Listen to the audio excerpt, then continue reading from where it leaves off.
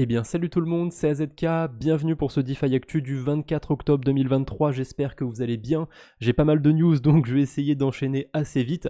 Je voulais commencer cette vidéo par un fun fact.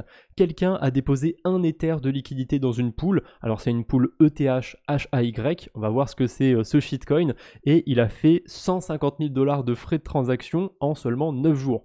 Donc c'est vraiment zinzin comme quoi quand on arrive à se positionner sur un shitcoin avant qu'il explose, etc., on peut faire des trucs marrants. Généralement, on va vous parler de quelqu'un qui a mis 1 dollar sur une crypto et qui a gagné 100 000 balles. On va moins souvent vous parler des gens qui apportent des liquidités. Et voilà, je trouvais cette anecdote assez rigolote. Bien évidemment, je vous déconseille très fortement de toucher à ce shitcoin et de toucher au shitcoin en général. Et d'ailleurs, qu'est-ce que c'est ce HAY? C'est un token de test qui avait été créé par Hayden Adams, le CEO d'Uniswap. Donc c'était à l'époque d'Uniswap V1, ça fait 5 ans que ce token existe. Et voilà, il avait juste créé pour faire des tests, etc. Et au fil du temps, il y a des gens qui se sont amusés à en acheter, comme un meme coin, comme un shitcoin. Et au bout d'un moment, il y a quand même pas mal de gens qui avaient commencé à en acheter. Et Hayden Adams, ce qu'il a décidé de faire, c'était de burn, de retirer de la circulation tous les tokens qu'il avait. Et il avait quasiment 100% des tokens. Donc forcément, cette news un petit peu, le fait qu'il burn les tokens, ça a rarifié le token A, donc il y a des gens qui ont commencé à spéculer dessus, etc. C'est pour ça qu'il y a eu autant de frais pour le gars qui avait ajouté des liquidités sur cette pool. Bien évidemment, la grosse news du jour, c'est pas ça, hein. Vous voyez, ce qui a fait pump le Bitcoin, c'est pas ce petit shitcoin à la con. Ce qui a fait pump la plupart des cryptos aujourd'hui, c'est pas ça. C'est bien évidemment deux news qui sont tombées dans la soirée. La première, c'est celle-ci. Un juge de la Cour des États-Unis confirme le fait que la SEC doit réexaminer l'offre pour l'ETF Bitcoin Spot de Grayscale. Un mandat officiel a été émis pour affirmer sa décision d'août. Cette démarche procédurale était largement attendue. Pour rappel, Grayscale Investment souhaite convertir son GBTC en un ETF Bitcoin Spot. Donc voilà, ça s'accélère du côté des ETF Spot sur Bitcoin. J'ai vu aussi une news, il me semble que c'est aussi le fonds de Grayscale, mais par rapport à l'Ethereum, donc le GETH, Grayscale voudrait aussi en faire un ETF Spot, du coup sur Ethereum. À mon avis, il va se passer de belles choses dans les prochains mois aussi pour Ethereum, hein. Pour l'instant, c'est vraiment Bitcoin qui brille.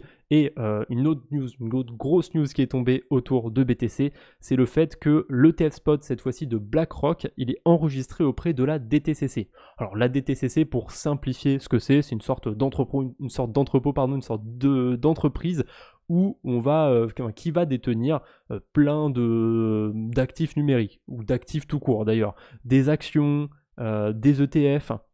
Et là, entre autres, ils vont détenir des ETF Spot Bitcoin. Enfin, c'est listé, donc a priori, c'est listé, c'est qui compte un jour détenir des ETF Spot Bitcoin de BlackRock. Donc est-ce que ce serait pas le premier indice comme quoi c'est en très bonne voie pour ces ETF Spot autour de Bitcoin? Il y a de grandes chances que oui, et le marché a commencé à pricer ça. On a Bitcoin qui avait atteint 35 000 $, Ether 1850. Enfin, voilà, il y a eu une très grosse hausse sur le marché crypto, une très grosse accélération. Ça retrace un tout petit peu depuis. On va voir si on va beaucoup retracer ou pas. En tout cas, soyez prudents. Le marché risque d'être très volatile dans les prochains jours. Et je parle même pas de si un jour l'ETF Bitcoin Spot est accepté par la SEC, peu importe lequel c'est, Grayscale, BlackRock ou quoi, ça risque de faire énormément bouger le marché. Quand on voit qu'une si petite news comme ça arrive à faire prendre plus 10% au BTC d'un coup, j'ai hâte de voir ce que ça pourrait donner avec vraiment l'ETF Spot Bitcoin qui est validé par la SEC. On va parler un petit peu de Layer Bank. Alors, je suis ambassadeur pour Layer Bank, donc j'en parle, ça m'arrive des fois de faire du contenu sponsorisé autour de ça. Là, c'est vraiment dans le fil des news, parce qu'il y a plein de protocoles que je surveille, il n'y a pas que de Layer Bank dont je parle, mais voilà, je précise ça quand même pour vous dire que j'ai un petit biais par rapport à ce protocole. Ils ont atteint un certain milestone, décidément j'ai du mal, plus d'1 million de liquidités sur le protocole. Alors ils trichent un petit peu parce qu'ils montrent la donnée market size. En fait, market size, ça va prendre en compte tous les dépôts, tous les emprunts. En réalité, il faudrait juste compter ce qui est déposé sur le protocole. Et actuellement, il y a 1,8 million de $. Donc voilà, ça se passe plutôt bien. Du côté de Scroll, c'est sur la blockchain Scroll, je ne l'ai pas précisé. Layer Bank de base, ils étaient sur Linea, ils ont une nouvelle version sur Scroll. Tout se passe plutôt bien. J'ai fait une vidéo sur ma chaîne principale pour parler un petit peu du pré-mining, etc. D'ailleurs, on peut voir que je suis exposé au protocole. En ce moment, c'est assez dégène, mais la stratégie que je fais sur l'Ethereum, elle donne 80% d'intérêt annualisé. Donc on va voir, a priori ça se passe plutôt bien. Ces 80% d'intérêt, c'est en fonction du prix du token de Layer Bank. C'est en considérant qu'il sera à 10 centimes quand le pré-mining sera terminé. On verra ce qu'il en sera d'ici là. En tout cas, ça avance bien du côté de Layer Bank. Et il y a un autre truc qui se passe aussi sur la version Linea. Il y a un système de points qui a été mis en place. Je pense que j'en ferai une vidéo de ce système de points. En fait, à quoi ils vont servir ces points? Eh ben, si jamais Linea un jour fait un airdrop de leur token et qu'ils en distribuent une partie à des protocoles et que Layer Bank justement fait partie de ces protocoles, eh ben en fait les points que vous farmez sur Layer Bank, ils vont vous permettre de récupérer une partie de cet airdrop qui a été distribué à Linea. Je ne sais pas si j'ai bien synthétisé tout ça, c'est pour ça que je pense en faire une vidéo sur le sujet, mais je trouve ça assez intéressant. Après, voilà, c'est dans le cas où Linea fait un airdrop, mais Layer Bank, il m'avait donné quand même 2-3 alphas, notamment le fait que Scroll allait se lancer sur le mois d'octobre. Ça s'est lancé sur le mois d'octobre, donc voilà, il y a ce système de points pour un potentiel airdrop sur Linea. Je pose ça là, j'ai pas la certitude qu'ils vont en faire un, mais bon, on sait jamais. Moi, ça m'intéresse de farmer un petit peu sur Linea. Bien évidemment, c'est que de la spéculation par rapport à l'airdrop. On a DYDX qui lance sa blockchain, DYDX Chain. Si je dis pas de bêtises, c'est sur l'écosystème Atom Cosmos. Bah écoutez, c'est plutôt sympathique de voir ça. Je suis pas un grand utilisateur de DYDX Chain, de DYDX pardon, donc personnellement ça m'en fait bouger une sans me faire bouger l'autre, mais je sais que parmi vous il y en a qui aiment faire du trading, qui ont besoin de dérivés, etc. Donc pourquoi pas. Voilà, cette nouvelle blockchain de DYDX. Pourquoi pas essayer si vous faites déjà du trading sur dérivés, surtout que maintenant toutes les plateformes centralisées, elles commencent à être interdites. Là on a Bybit qui prend plus de nouveaux clients, à force ils vont sûrement probablement retirer les futurs en France, etc. Ensuite il y a BitGet qui vont sûrement finir par faire pareil, par plus prendre de nouveaux clients, par enlever les futurs en France. Donc il reste qu'un terrain de jeu pour l'instant où on peut faire du dérivé, hein, c'est sur la finance décentralisée où là la régulation elle n'est pas encore assez claire, assez précise. Est-ce que la DeFi c'est pas bien? Est-ce que il y a plein de questions par rapport à ça. En tout cas, moi j'aime bien ces approches décentralisées, même si je vous recommande pas de faire du trading, de faire des dérivés, etc. Mais c'est quand même pratique pour certaines stratégies, dont j'ai déjà parlé sur le groupe Discord, de delta neutral, où vous pariez à la hausse et à la baisse en même temps sur une crypto, et du coup on a besoin de dérivés pour faire ça. Je sais pas, imaginons que vous ayez 50% d'intérêt sur du Bitcoin sur la DeFi, vous achetez du Bitcoin pour avoir ces 50% d'intérêt, à côté vous shortez le Bitcoin, comme ça vous ne subissez pas la volatilité de Bitcoin et vous empochez juste les intérêts que vous avez trouvés. C'est le cas hypothétique, mais c'est pour ça que moi je peux avoir besoin de dérivés. N'allez pas utiliser des dérivés pour faire du levier x50, du levier x100 sur des cryptos. Là, dans ce cas-là, c'est vraiment risqué. Donc faites attention en général quand vous utilisez ce genre d'outils. Et puis trader, évidemment, c'est un métier. Hein. Tout le monde ne peut pas s'improviser trader. Bref, on n'est pas là de toute façon pour parler de trading. Merkly, ils font souvent des updates, des tweets pour dire avec quelle blockchain ils sont compatibles. Merkly, c'est un protocole qui utilise Layer 0. Et là, très récemment, ils ont ajouté une nouvelle compatibilité, c'est Horizen. Je savais même pas que Horizen, ils étaient EVM ou quoi, parce que si je dis pas de bêtises, il n'y a que des blockchains EVM qui sont compatibles avec Layer 0. Enfin bref. Nouvelle compatibilité, c'est cool, on peut bridger de plein de blockchains vers Horizen. Il n'y a pas si longtemps, ils avaient fait une annonce aussi par rapport à Tomo. Alors c'était il y a quand même 2 mois, et ce qui est marrant, c'est que Layer 0, ils viennent seulement d'annoncer qu'ils sont live sur Tomo Chain. Alors qu'en fait, ça fait 2 mois, puisque Merkly utilise Layer 0, et si on peut aller sur Tomo Chain avec Merkly, c'est que Layer 0, ils étaient déjà compatibles avec cette blockchain. Donc c'est marrant de voir que le protocole Merkly, il balance de l'alpha, hein, ils annoncent des choses bien avant que ce soit officiel du côté de Layer 0. Et la dernière en date, hein, c'est Telos, ça a été annoncé il y a quelques heures. Et ben voilà, pareil, il y a plusieurs semaines, c'était déjà annoncé sur le compte de Merkly. Donc un compte à suivre si vous vous intéressez de près à Layer 0. Et Merkle, il y a pas mal de choses à faire dessus, mais la fonctionnalité la plus intéressante selon moi, c'est la fonctionnalité qui permet de refuel une blockchain. Vous pouvez échanger une crypto qui sert à payer les frais de transaction sur une blockchain vers une crypto qui sert à payer les frais sur une autre blockchain. Par exemple, sur Arbitrum, on paye en Ether les frais.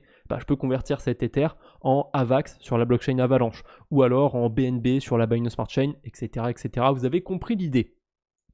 On a le STG qui est disponible sur AAV du côté d'Ethereum. Bon, à mon avis, il y a peu de gens que ça va intéresser, mais voilà. Stargate aussi, on est encore du côté de Layer 0, donc comme j'ai vu la news passer, je me suis dit que c'était bien pour clôturer un petit peu cet épisode Layer 0.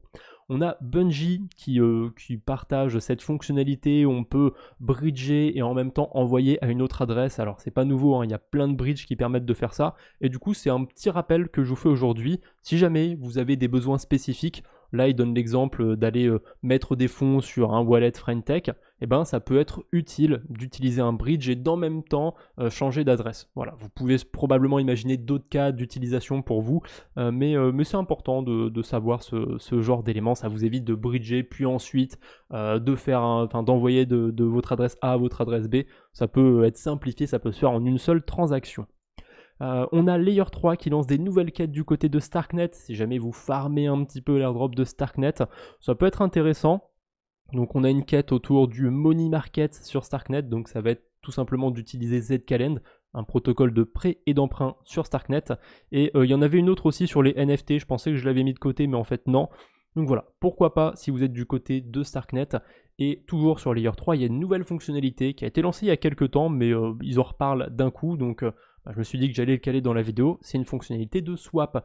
On peut maintenant swapper sur Layer 3. Il n'y a pas si longtemps, ils avaient intégré un agrégateur de bridge directement sur Layer 3. Et là, on a un agrégateur de DEX. On peut échanger des cryptos entre guillemets au meilleur prix, sauf que leur agrégateur il est vraiment pas terrible, hein. Si je vais changer, là je sais ce qui se passe, il y a un bug en ce moment avec OneInch et les stablecoins sur Polygon, j'ai vu ça tout à l'heure.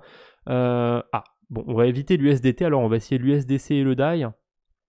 Ah bah merde alors, qu'est-ce qui se passe avec les stablecoins là? On va essayer d'échanger vers du Matic. Merde, il se passe vraiment un truc, à chaque fois il me trouve un résultat pété. Attendez, on va essayer de changer de blockchain, parce que ça m'a pas l'air normal tout ça, d'échanger 2500 $ contre 2560. Voilà, ça c'est plutôt les résultats que je voyais quand j'avais testé cette fonctionnalité swap. Enfin testé, juste prévisualisé, hein, j'ai pas fait de swap encore sur Layer 3. Échanger 2500 USDT contre 2483 USDC, c'est pas terrible. On perd beaucoup au change, il y a plein de protocoles où on peut avoir bien mieux. Donc cette fonctionnalité de swap, elle existe, il y a même déjà une quête autour de ça, mais je vous le recommande pas du tout pour l'instant. Peut-être dans certains cas de figure bien précis, mais en général, c'est vraiment pas intéressant d'utiliser cette fonctionnalité. On a des outils qui sont bien plus performants, on a DeFi Lama, on a OnDeFi, on a MinFinance, donc n'utilisez pas cette fonction swap sur Layer 3. J'ai beau aimer Layer 3, pour le coup, voilà, cette fonction swap, elle est totalement claquée au sol. On a le WSTETH qui arrive sur Zcasing, donc Lido qui continue à se déployer sur tous les Layer 2 d'Ethereum, et pas que d'ailleurs, hein, puisqu'on le retrouve aussi sur Polygon, etc. Bon, ça me choque pas trop de voir ça, mais c'est pratique de pouvoir retrouver des versions stakées d'Ethereum sur d'autres blockchains. Ça peut permettre de faire pas mal de stratégies grâce à ça. Néanmoins, il y a un truc qui me fait un peu peur, hein, toujours, c'est le monopole qu'a Lido Finance sur ce staking d'Ethereum. Voilà, c'est eux qu'on retrouve partout, etc. Et j'aime pas trop ça. J'aimerais bien voir d'autres tokens de liquid staking émerger comme ça sur plein de blockchains, que ce soit RETH, que ce soit CBETH ou d'autres encore.